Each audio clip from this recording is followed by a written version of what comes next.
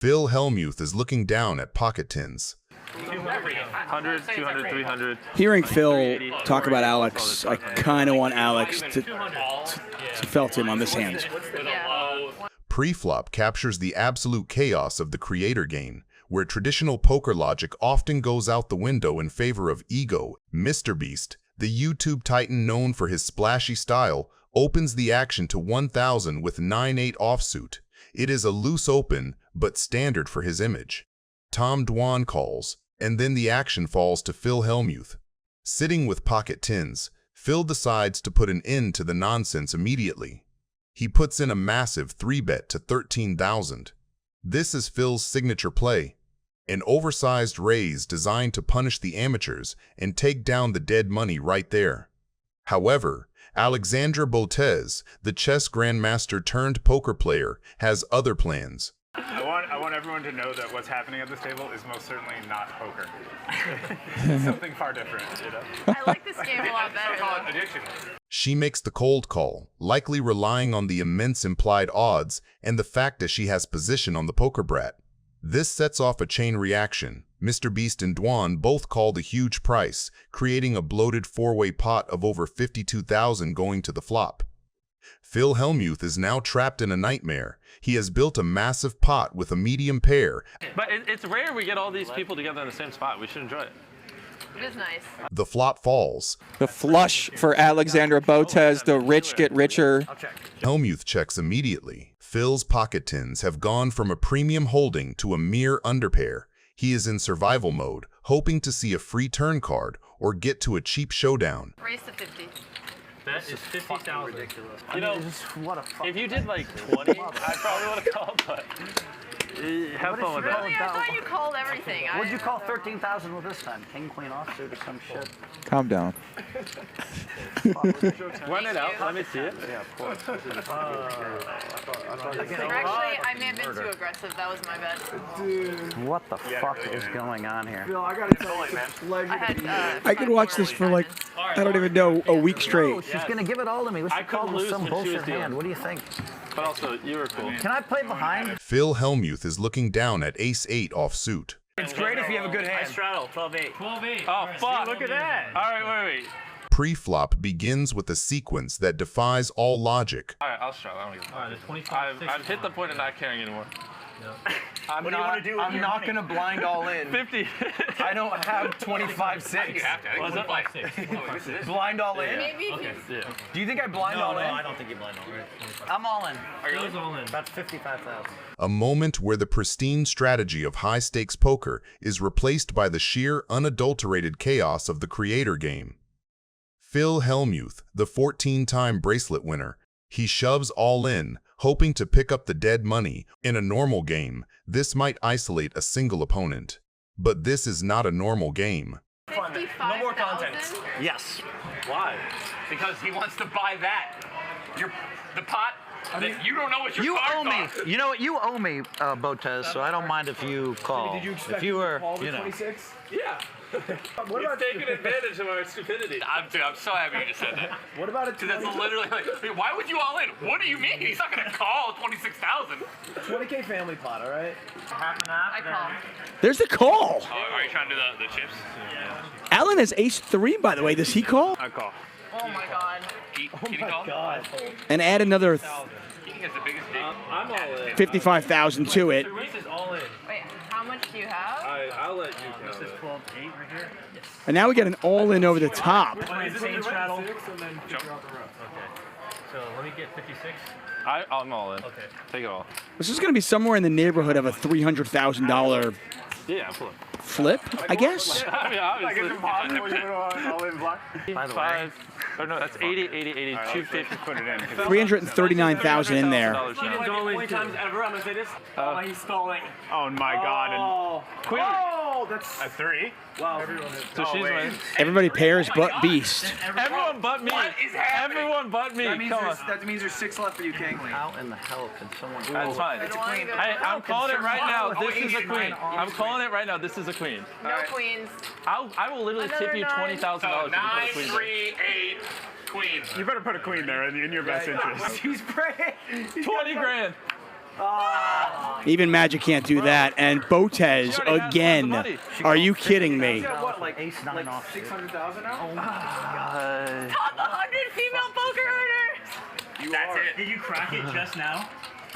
Jimmy, you realize how many chips I have? Bro, you know how many I have? I have like 10K left.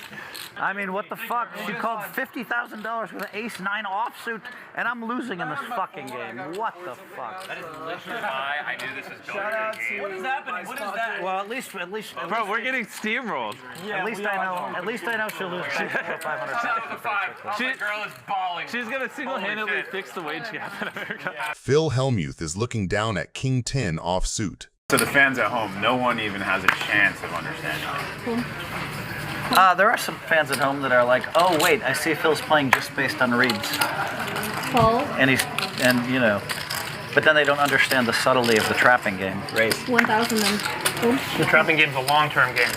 We head to the flop three-way, with Phil out of position and holding a marginal hand against a pre-flop raiser who likely has him crushed.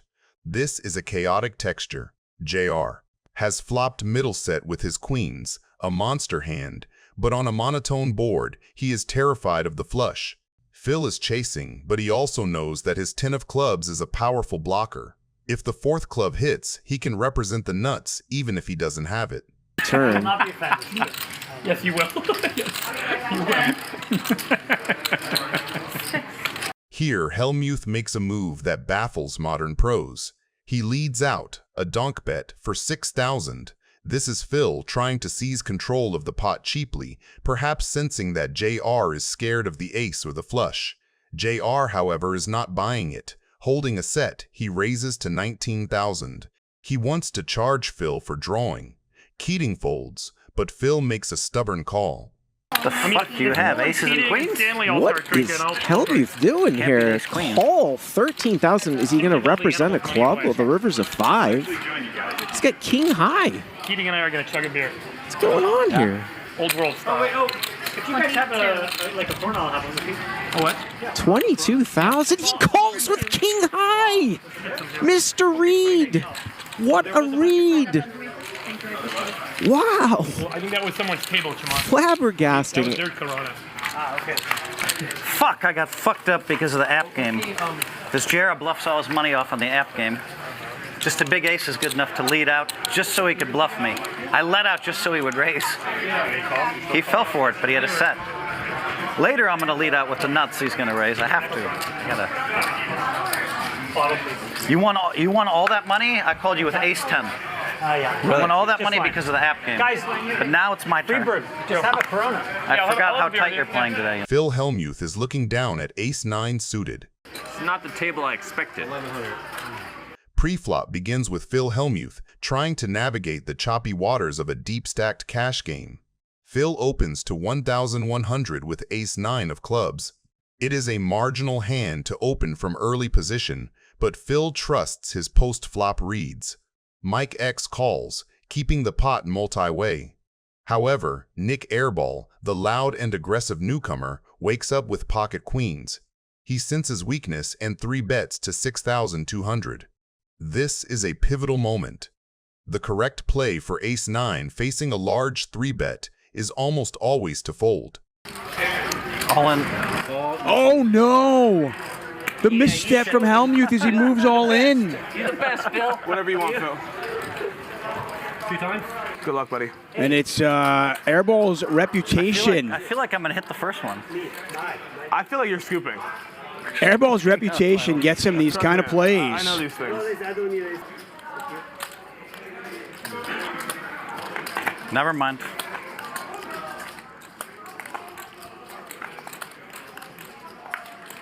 Ah, flush draw. We mind, right? Ace or a club. How many outs? That's 8 clubs and 3 aces. 11 outs. What's your 33 outs. What's your percentage? Like 25%. Exactly. All right, so 100% for Phil, 0% for Nick. We know this story. Tale as old as time, and the next board we get the ace. Nope, 10 of hearts. And 2 clubs have been wasted, by the way. I've been getting crushed forever. Phil wins all the money in poker. I just lose. A little rake back for the kid. I've been beaten nope. down. King high board. 2 hearts out there. Hellmuth looking sad. That's not what I expected. I like your chances. I don't think so. Need some kind of competition. I'll take, if I lose this, I'll take 20. Nice hand. But you seem like a nice guy, Mike. I won't talk smack to you.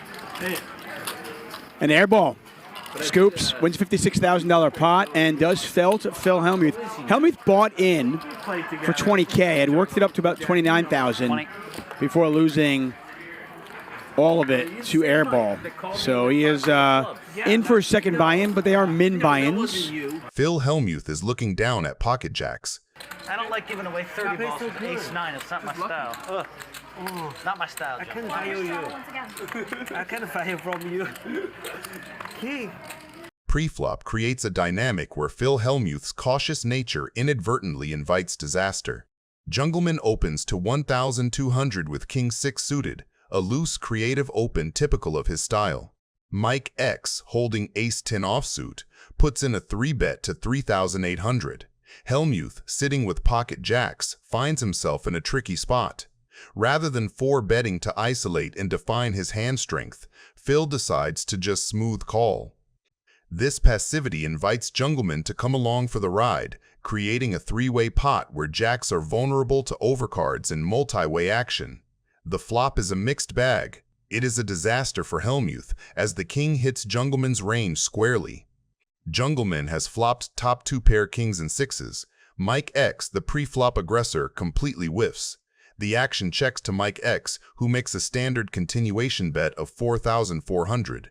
Hellmuth, now trapping himself, just calls with his underpair. He is stubborn, unwilling to believe the king hit anyone, but Jungleman is lying in wait. He check raises to 15,400. This is a massive power move. Mike X quickly folds his air. Hellmuth, however, interprets this raise differently. He's just What in the world crushed. do you have, Jungle? Mickey. You have what? My name is Mickey. What do you have, Mickey? All right, let me just run it through my mind. Let's see. If I'm moving and I'm wrong, I'll probably just fucking quit. That's not much fun, is it? On the other hand, the Warriors are playing, so that's okay. You have a 6, Jungle Man.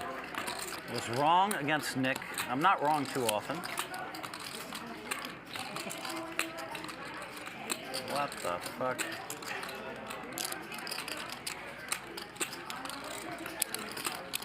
Mickey, what do you have, Mickey?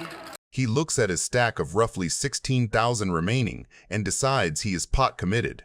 Perhaps he puts Jungleman on a draw or a smaller pair like 8s or 9s. In a move born of frustration and a refusal to be pushed around. Fuck, I just don't believe you, Jungle. All right, I just don't believe you. I just don't believe you, and unfortunately for Phil Hellmuth, he is drawing dead to 2 outs. All right, 2 times. Ugh. Don't do me dirty now. I already trusted you. What the fuck is going on here? What do you have? 10s? No. Shooter private.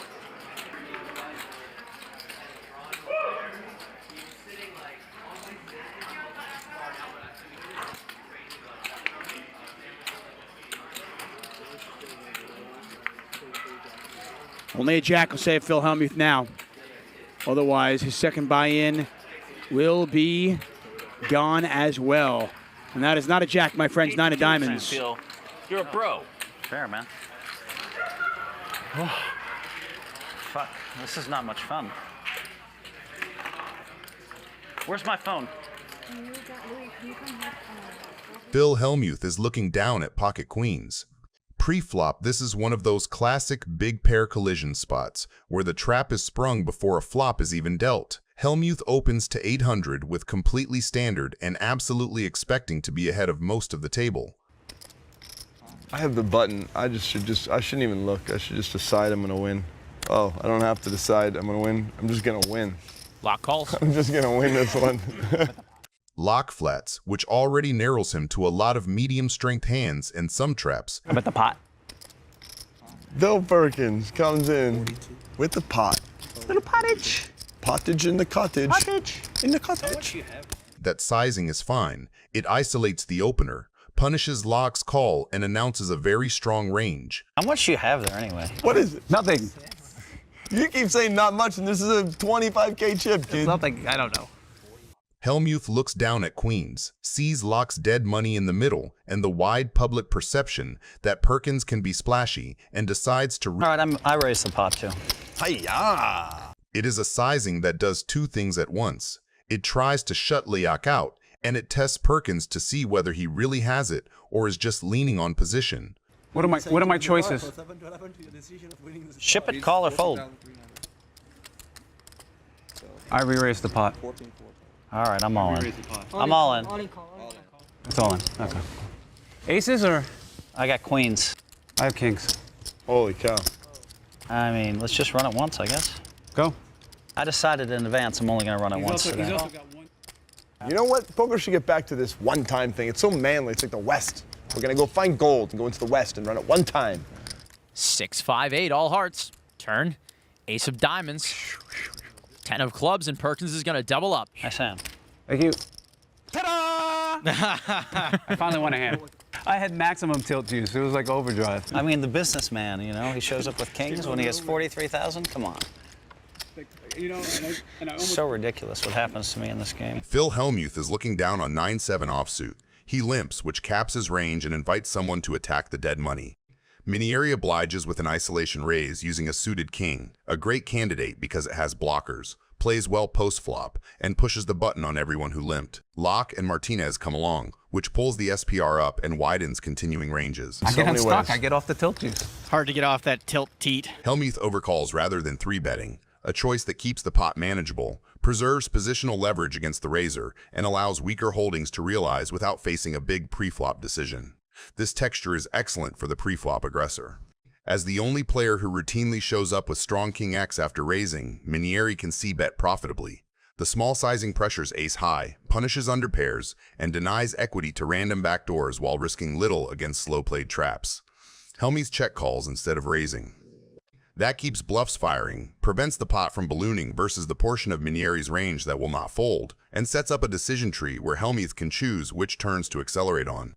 Multi-way callers have folded, so we are quickly moving toward a heads-up range battle that favors the in-position player's initiative and the out-of-position player's ability to trap. The second king super polarizes things. From Minieri's seat, this is a green light to barrel because his range contains far more King X than Hellmuth's limp call range.